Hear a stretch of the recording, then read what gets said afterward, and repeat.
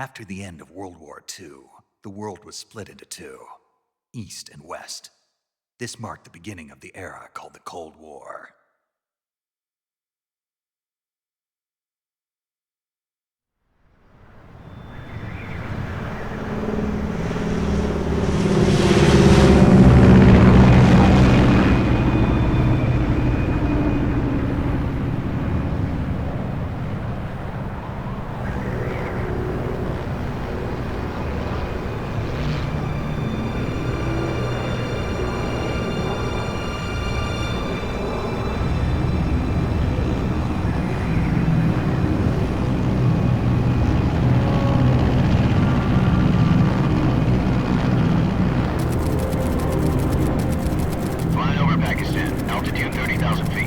Approaching Soviet airspace.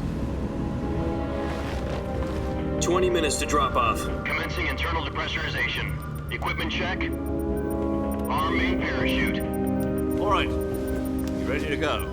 Drop zone still showing a high pressure mass. Cav okay.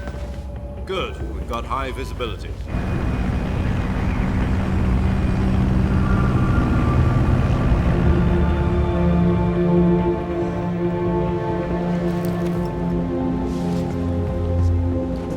Put out that cigar.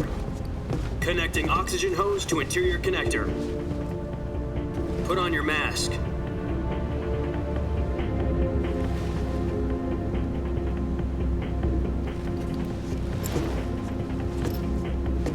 Does this panty waste know what he's doing? Approaching release point. 10 minutes to drop off. Hey, are you deaf? He said put out the cigar and put on your mask.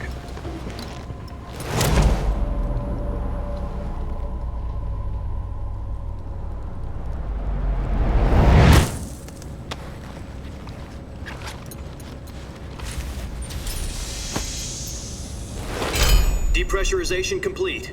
Checking oxygen supply. 6 minutes to drop off. Opening rear hatch.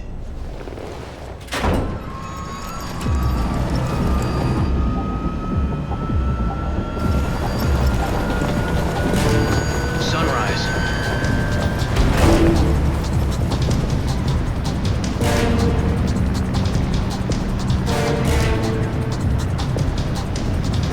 External temperature minus 46 degrees Celsius. 2 minutes to drop off. Stand up. You'll be falling at 130 miles per hour.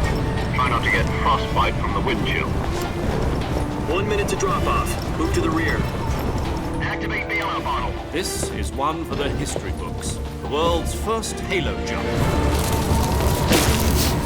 10 seconds to drop off. Stand by. Status okay. All green. Prepare for drop off. Countdown. 5, 4, 3, 2, 1. Spread your wings And fly. God be with you.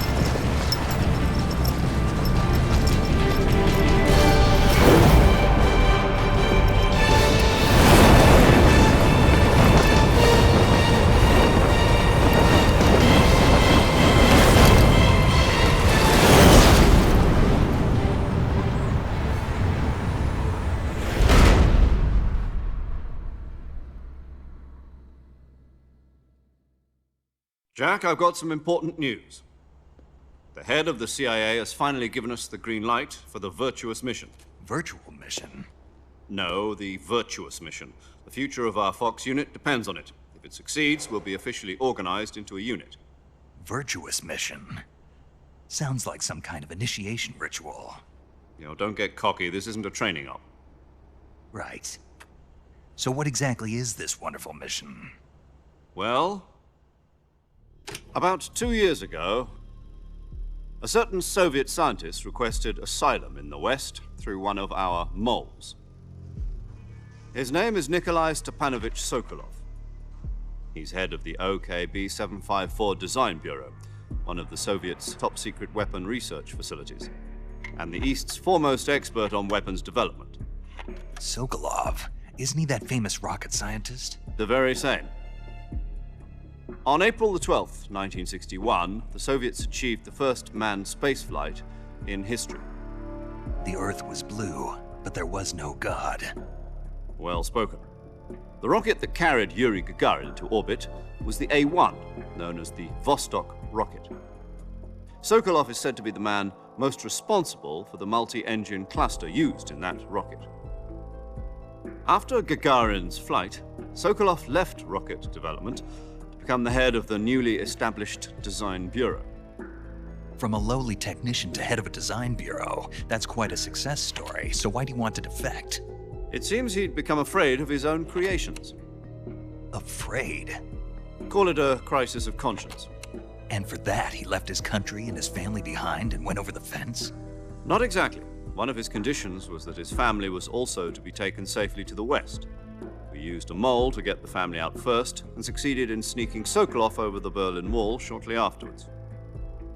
I was the one who conducted the operation. The security on the eastern side was still full of holes back then. Then what? We got Sokolov over in one piece, but the whole ordeal had left him exhausted, and we checked him into a hospital in West Berlin. It took him 2 weeks and more than 600 miles to get from the research facility in the Soviet Union to Berlin. He was in no condition to say anything coherent. And it was only a week later that we had something much bigger on our hands. The Cuban Missile Crisis. October the 16th, 1962, President Kennedy received word that the Soviets were in the process of deploying intermediate-range ballistic missiles in Cuba. The President demanded that the Soviets dismantle and remove the missiles. At the same time, he announced a naval blockade to prevent further missile shipments from reaching Cuba. But the Soviets didn't back down, instead placing their armed forces on secondary alert. Soviet transport ships carrying missiles continued on course towards Cuba. US and Soviet forces went on alert for an all-out nuclear war. Frantic negotiations were conducted through the UN's Emergency Security Council and unofficial channels to end the hair-trigger standoff. Finally, on October the 28th, the Soviet Union agreed to remove its missiles from Cuba, and so the world avoided a nuclear holocaust. But in order to get the Soviets to pull their missiles out, we had to make a deal. You mean the one where the US agreed to remove its IRBMs from Turkey? No. The Jupiter IRBMs deployed in Turkey were obsolete, and we were going to get rid of them anyway. They had no strategic value whatsoever to either the US or the Russians. The Turkey deal was a ruse, a cover story that was fed to the other intelligence agencies around the world. So what did the Russians really want? Sokolov. They wanted us to return Sokolov. You mean the Soviets pulled out of Cuba just to get their hands on Sokolov? That's right. What the hell was he working on? At the time, we had no idea. We were running out of time. It was either give up Sokolov or risk full-scale nuclear war. In the end, we had no choice. President Kennedy gave in to Khrushchev's demand. The next day, I got Sokolov out of the hospital, handing him over to agents on the eastern side.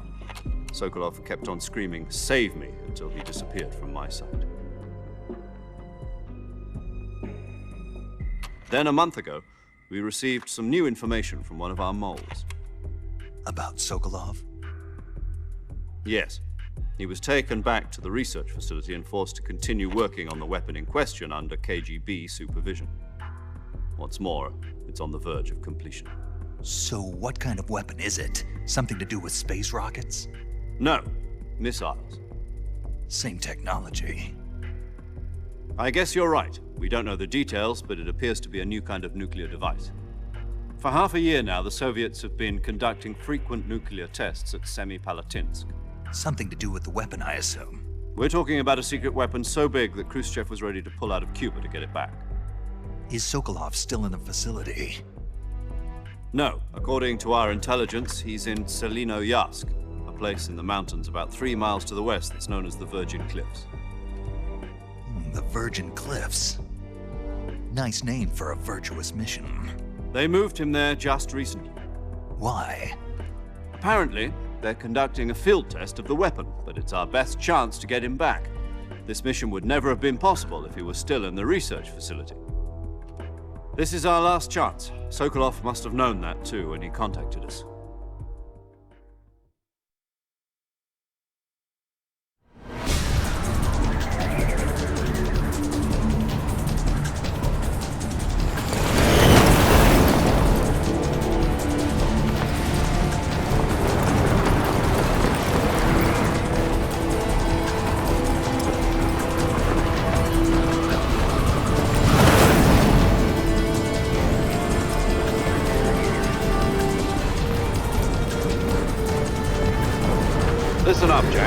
mission is to infiltrate Selino-Yarsk in the Soviet mountains, ensure the safety of Sokolov, and bring him back to the west.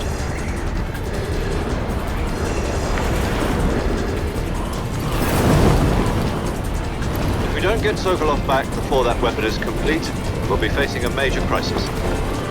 The clock is ticking.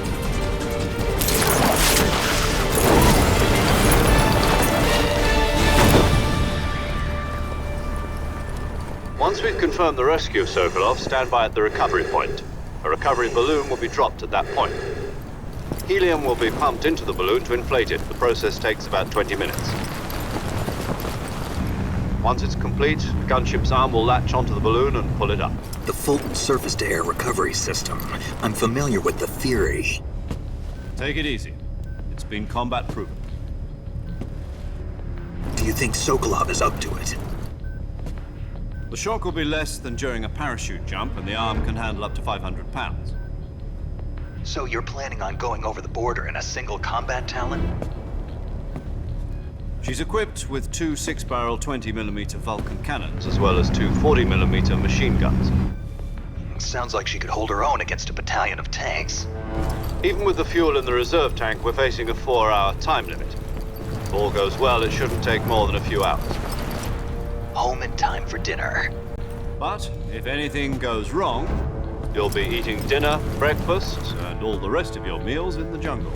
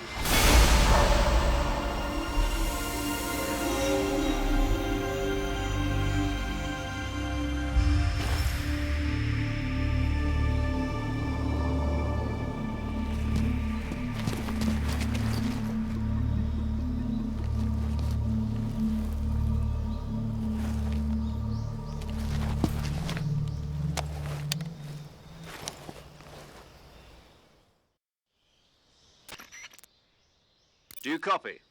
You're already in enemy territory, and somebody might be listening in. From here on out, we'll be using code names to refer to each other. Your code name for this mission will be Naked Snake. I'll be referring to you as Snake from now on. You're not to mention your real name. Snake? What, you don't like snakes? What do you mean? Well, you've eaten one before, haven't you? In survival training. I'm glad to hear that. I don't know if I'd ever order one in a restaurant, but... Be careful, you might not have a choice. What about you, Major? What should I call you? Let's see. I'll be Tom. Call me Major Tom. This will be a sneaking mission. You must not be seen by the enemy. You must leave no trace of your presence. Is that clear? This kind of infiltration is the Fox unit's speciality. In other words, weapons and equipment are procured on site. That goes for food as well. You're completely naked, just as your name implies. Great. Now I see why you asked me if I like snakes. I suppose calling me Snake was your idea of a joke, too. No, there's a good reason for that. I'll tell you later when the time is right. Gotcha. Getting back to the subject, how exactly am I supposed to feed myself? You've been issued a knife and a tranquilizer gun. Use them to hunt for food. You'll also find some medical supplies in your backpack. Yeah, about the backpack. I lost it in a tree on the way down. I see. Well, you'd better go back and get it then. You know where it is? No problem. I can see it from here. It's stuck on a branch. To climb a tree, Stand in front of a tree that's covered in ivy and press the action button. I'll be monitoring your progress over the radio. We can't risk violating Soviet airspace, but I'll be in the gunship. My frequency is 140.85. I'll give you a call if I need to talk to you. If you need to talk to me, use the send function. Okay, Snake, go get your backpack.